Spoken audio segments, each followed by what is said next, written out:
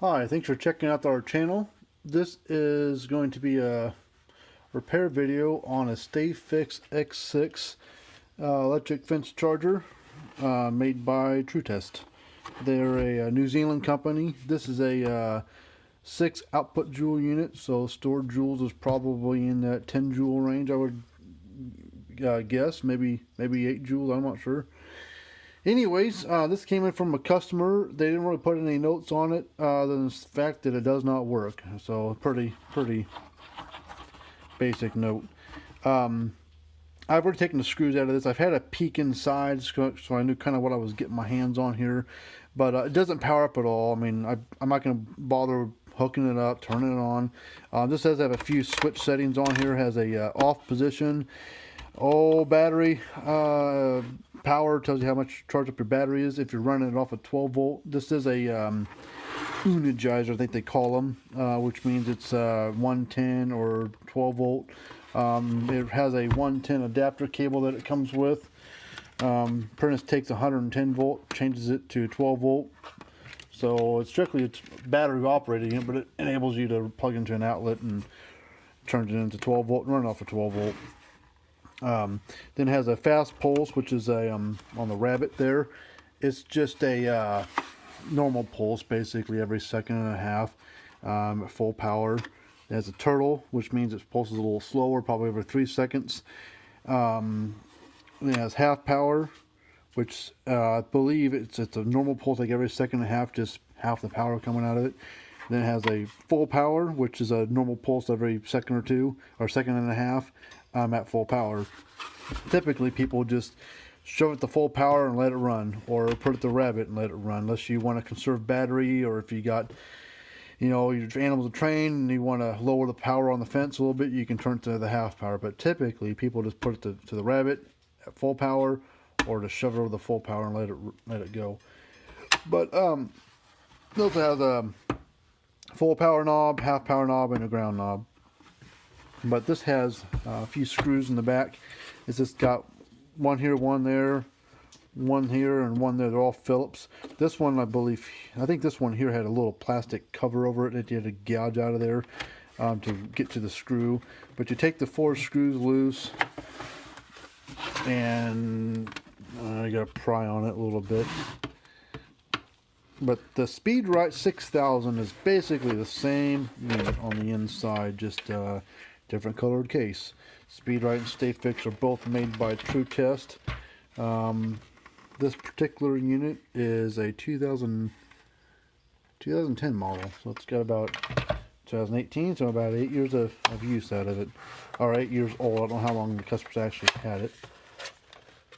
And that little switch deal just comes off there. So it's a magnetic pickup with it, so it's not an actual physical contact switch, but it's a magnetic pickup, so that's what talks to the board down here, so it knows where to set it at. I believe it's those little black things running across there. I think that's what the switch talks to, but magnetically.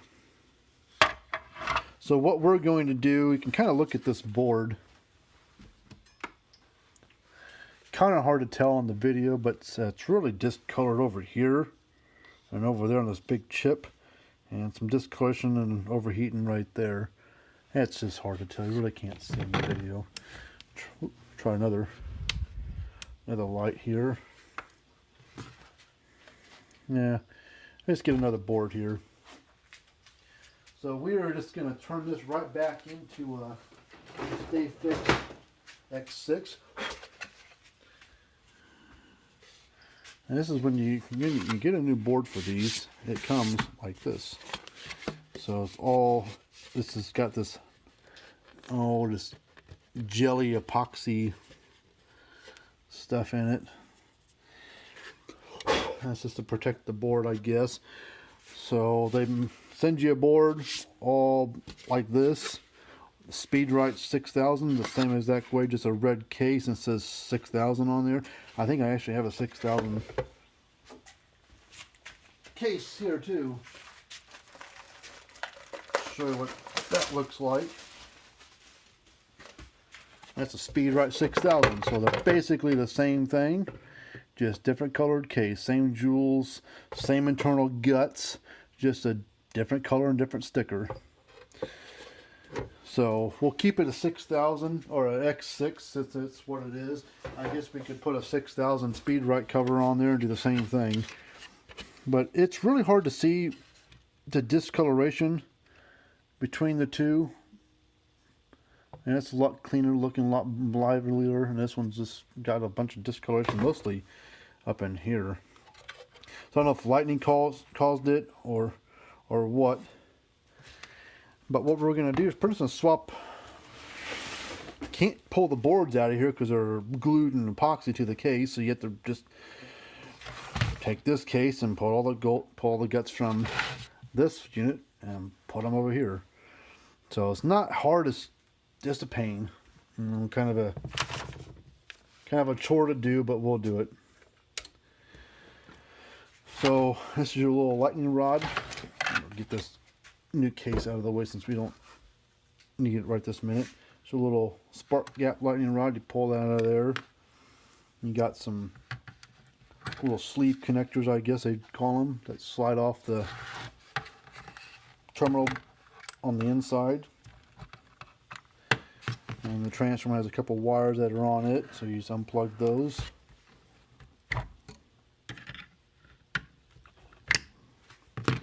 Transformer slides out of there. That's what that looks like. Capacitor plugs in here. There's no polarity to the capacitor, so it doesn't matter when you go to put it back in there what wire goes where. So put that there. And then you got to get these bolts out of this thing. Alright, so I kind of remember this real quick. Haven't done one in a little while, but let's see. Get these little, it's hard to see, little tabs here. There's another one on each side, or another one on the other side over here. And there's one on each one of these things. And you gotta, oh, you gotta take your knobs off. Hold on. Because the bolts have to go this way. And with the knobs on there, it's in the way. Pull the knobs off, and you push those tabs to the side. The bolt comes out. Comes out a lot easier to go back in. So that's the chore with it. So we'll pry those tabs apart and push that knob out there, or the bolt. Those tabs are breaking. I pushed on. They're just, I guess, brittle. So this is junk now. I mean, if you know, oh, I want a spare case, like, well, the circuit board's glued and epoxied into it, so you can't really do nothing with it. So this is just trash. So in the trash it goes. All right, now you got to put these bolts back in there. Got these little O-rings. Push them, make sure that they're all into place, and you got those little sleeve deals on there, or those connectors plugged onto, so you gotta make sure they're in the right, right orientation, so it makes it easy to plug in. So you're going to slide it back through this way. It's at a flat edge and a curved side, and the flat edge goes in the direction that you want the tab, the little sleeve there to face.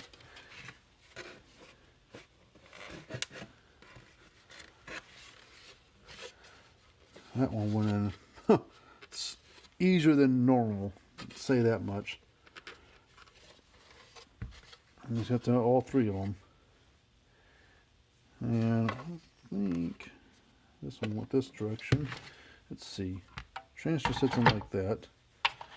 Sleeve went that way, so that's the way that this one plugs in. Make sure that that O-ring's in the right, in its little groove. Sometimes you press these dumb things in here and the O-ring slides up and gets in the way because it gets caught up on this green little recess there at the plugs into, and you're like, oh, I got it all the way in there, and you look at it like, nope, it's not all the way in. See, it should be flush like that one. Just a pain in the neck. There's probably an easier way to put this in here. I don't know what it is. I don't know what the little tricks are that True Test has got that I don't have, but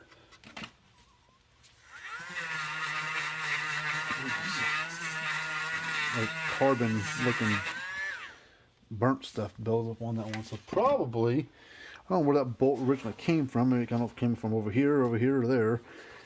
But it's a little bit, got some burnt stuff on there, or buzzed it off there. Maybe that's whatever externally happened. That's what caused the rest of the unit to go kaput. So slide that back in here. Last bolt.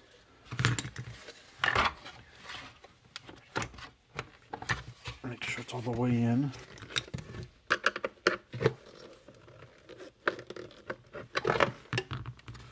I imagine, it looks like it's in there pretty good.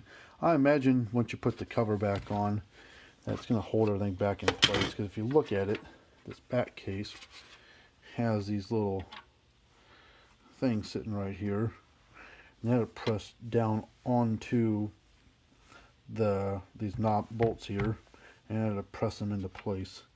And it should hold them into place. So that should be all right. I think I mean, everything's slid into place just fine. So I think we're good to go. So now we're going to put the transformer behind us, put the capacitor back in first, since that's what I took off last. We'll put it back in first. So you got 4 tabs here. The first 2 are your capacitor. Like I said, there's no polarity to it.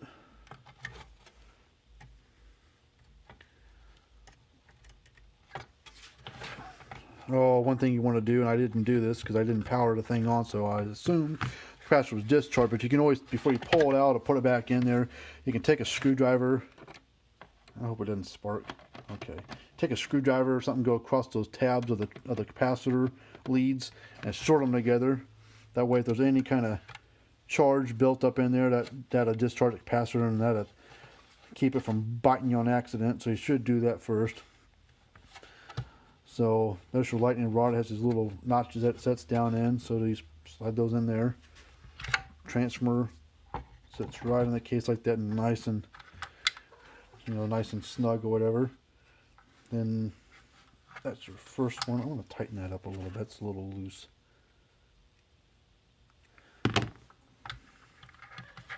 So they have the wires kind of color coordinated to a point. I mean, this has got a purple wire instead of a green wire, but the red wire goes to your hot, which is where full power knob goes. So that is over here. The yellow one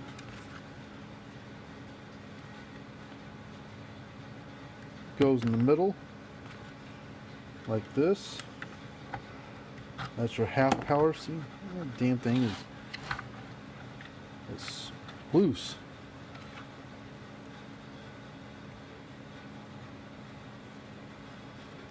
Snuck it down a little bit. Now it's almost too tight.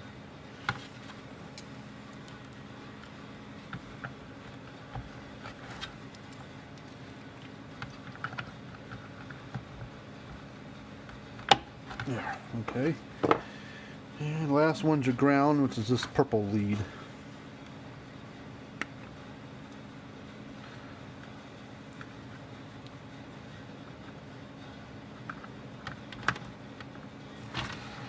I'll just slide it on here.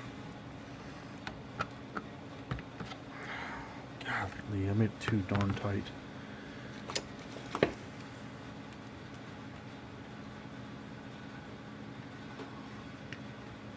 I don't know if that winded up much or not.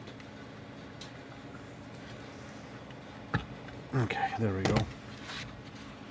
Now, see, as I did that, it pushed this one out. I'm going to pull out a frame for a minute on the edge of the bench here.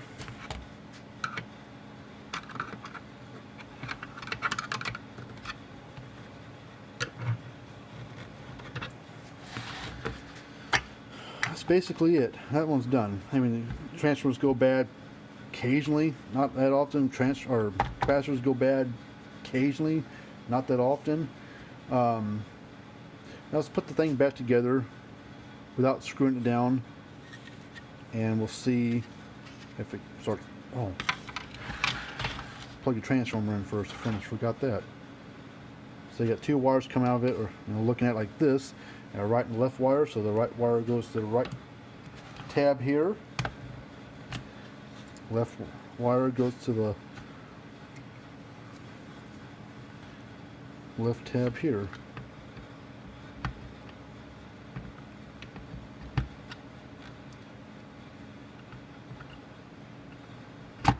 Come on.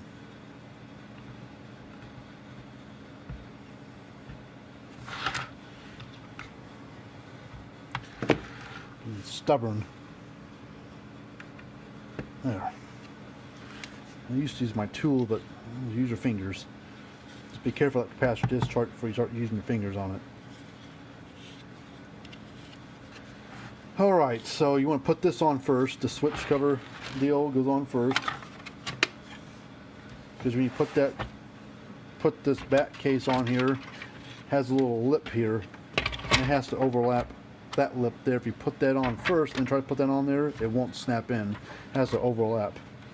And then you turn it around or whatever, get these little holes over here to smash down on those things.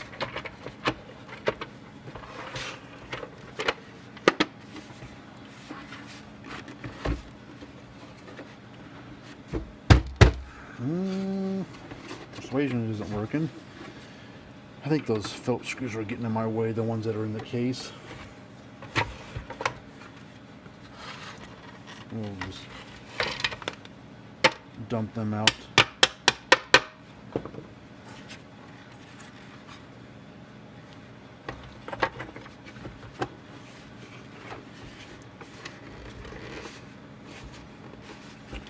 Well, what am I doing wrong here? Probably something stupid when I open it back up. I bet I got this back case on backwards.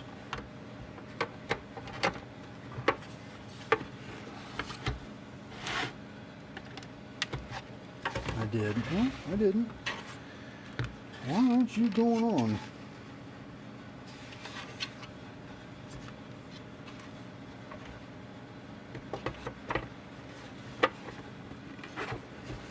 Looks like there's something back over here. I'll pause this for a minute while I figure this back case out. I figured out what it was, and it's still being a dog to me. Two little slots right there. That little recessed hole right here is two little slots right there. Those two metal tabs are supposed to come through those two little holes. One of them was bent just a little bit and was hitting the case and wouldn't go through the hole. So I've tried straightening it out, but good lord, it's still binding on me.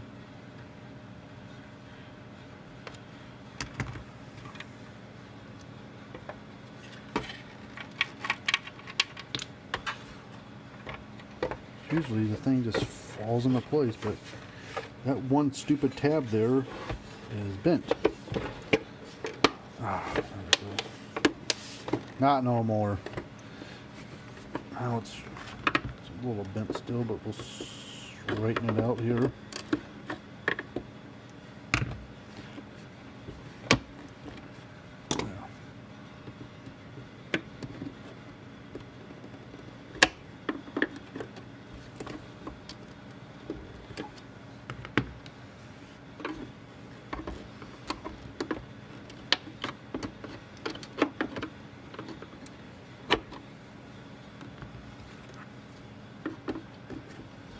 Man, what a dog that was.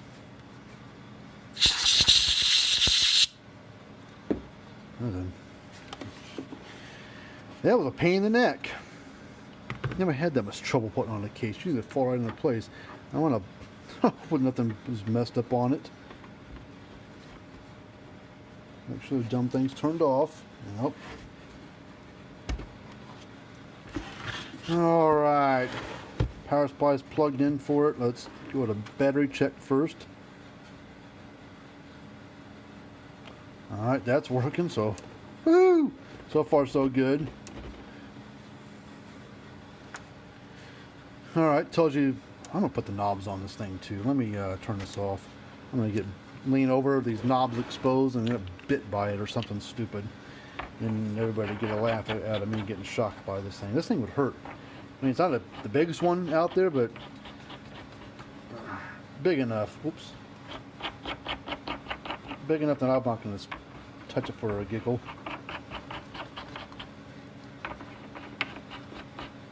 Take the knobs off a little bit because I'm going to do my voltage test and my spark test just to see what heck's going on. Tighten that little one down, that half power one down. Alright, so we'll go to battery test. I mean, it's power supply that's supplied for these things, so it's probably putting 12.5, 13 volts, so should show all the lights. Okay, fast pulse or normal pulse, every like second and a half, give or take. Slow pulse or slower pulse. So, conserve battery if you're running strictly off a battery.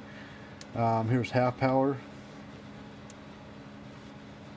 See, not all the green lights are lighting up anymore, and it's a little quieter. And then we'll put the full power. Now we're all the way up to the green. It's a little louder. So this thing's working fine again, so that's good. Now we're going to do a voltage test.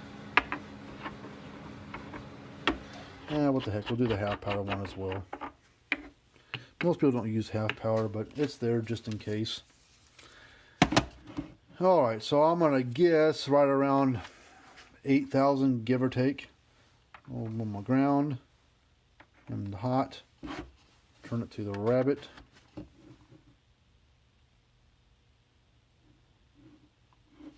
There it goes. Oh shit, we're putting out almost 10. Oh. But this is also on this analog tester, so it's guesstimate roughly, so it's probably 9,000 give or take. So that's pretty darn good. Half power, let's see what it does on the, probably the same kind of voltage, just I imagine the spark jumping from it will be a lot less. No? It's putting out about half the voltage too, so about 5,000 what it peaks out at. That's kind of neat. What I like about this analog tester is that, you know, this unit inside is charging and discharging, charging and discharging. So when it charges up and discharges, it makes that click sound. That's when it discharges and puts all the energy through that transformer out to your terminals. But then that time between when you see it discharge and fall back down, that's it's recharging back up to click again. So let's go to half power switch setting. See, even half power with the half power setting, it's even less. We're peaking out at about 3.5. Let's go to full power. It's reading about 10. That's reading about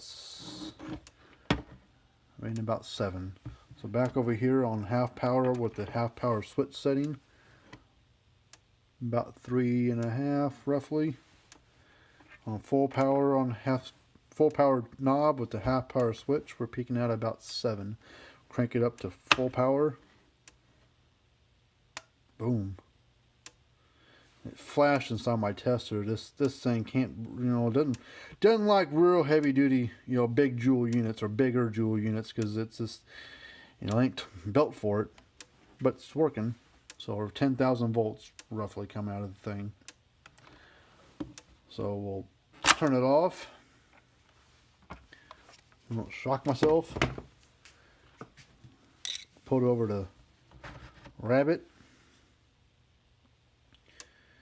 And get me a, is this a reach or not? Nope. Need a longer screwdriver. This will work. Alright, so we're gonna go rabbit or full power. Full power and rabbit, basically I think the same thing.